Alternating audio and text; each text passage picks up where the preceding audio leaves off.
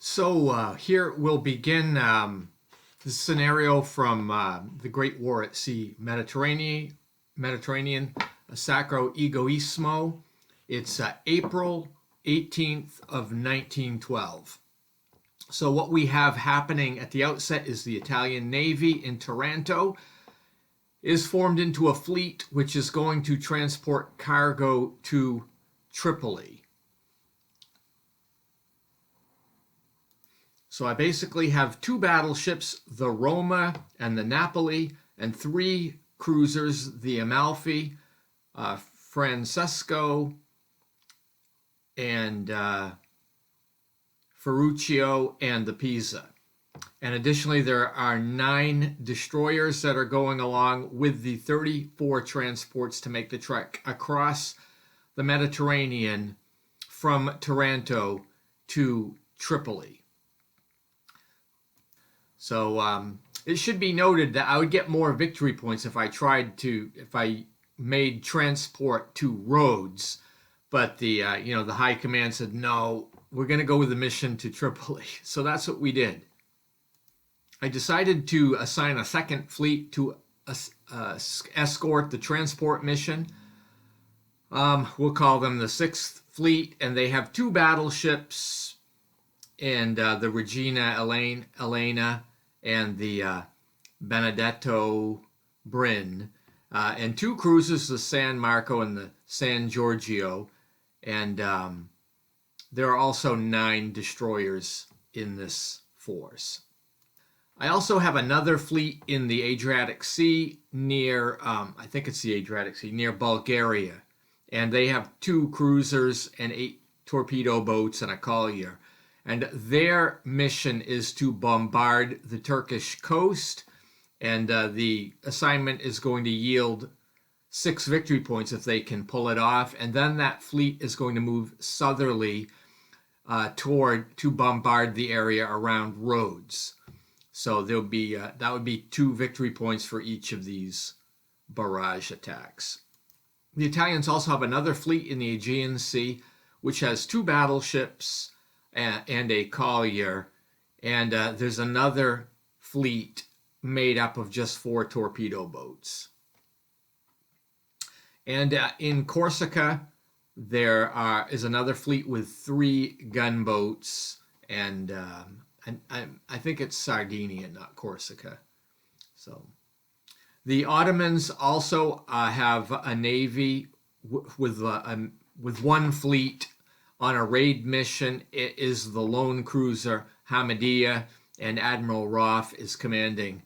And so that ship is the only raider that is allowed in the rules. So it's going to go out into try to get into the Eastern Mediterranean and strike the shipping. Additionally, Ottoman Battle Fleet number 2 is ordered to intercept the Italian transport ships. And so that fleet is organized around 2 battleships, the Barbarossa and the Torgud Rise. And it also has 2 coastal defense ships and a cruiser. And, I'm kind of going against probably the historical Turkish, let's just save our navy and not get tangled up with these guys. And then finally, I have a fleet with torpedo boats in Beirut and another one with torpedo boats in Durazzo, but they're pretty much inactive right now. So on April 18th, on turns 1 through 3, we have the weather. It's mist.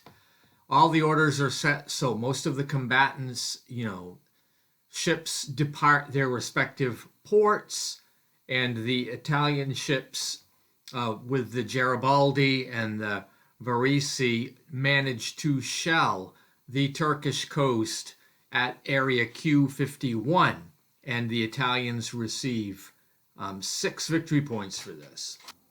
So you can see that bombardment in the picture. And I'll just mention, mist doesn't affect too much except if you're playing on the tactical chart. I don't play with the tactical charts. I use the simplified combat just because I think it's better, actually. So you just line them up and use a battle board, basically. You don't do maneuver within the tactical map. So So on turn 4, it continues to be twilight and misty, and the Italian Navy, the same ships that bombarded the coast, ended up making contact in the Aegean Sea with the Italian fleet and the Turkish, met up. The Turkish fleet happened to be that one raider, the cruiser that's going off into the Mediterranean, led by the leader. Now, the Ottomans have a leader involved with this, and they ended up getting the initiative in this battle. In the ensuing battle, the Varisi fired its primary salvos at the Turkish Hamidiya, and it got a hit, and actually it was a pretty bad one. It took out 2 hulls, and it basically reduced the speed, but what ended up happening is the Hamidiya did not make it. It sunk to the bottom of the Aegean Sea with Admiral Roth at the helm. So 7 more victory points for the Italians. I'll show you a picture of the 2 vessels that ended up fighting it out here. Then on turns 5 and 6, it's night and it's misty. And 2 more fleets end up making contact in that same area of the Aegean Sea. And the Turkish fleet gets the initiative. And the Italians' fleet only has the 4 torpedo boats against 6 gunboats and 12 destroyers. So this is really bad for the Italians. And these destroyers are fast, and they sink one of the torpedo boats. I think that's 6 victory points maybe for the Turks. And the Italians launch torpedoes with their remaining boats, and they do hit one of the destroyers and sink it. So that's kind of evening things out for the Italians. And then a second Italian torpedo boat gets sunk. And then a third torpedo boat gets sunk, and that last one really wants to run. Then one of the Turkish destroyers takes on one of the Italian destroyers, and the Italian destroyer is taken out, and another torpedo boat is sunk. So the Italians really didn't do well here. They lost their last torpedo boat. So the Turks ended up getting 30 victory points out of this mess.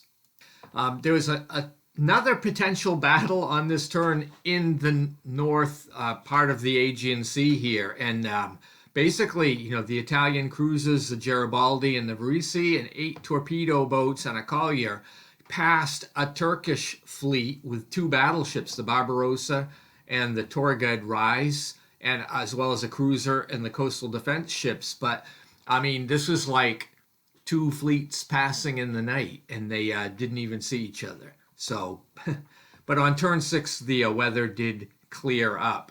Anyway, that brings April 18th, 1912 to a conclusion, and it was fairly exciting so far.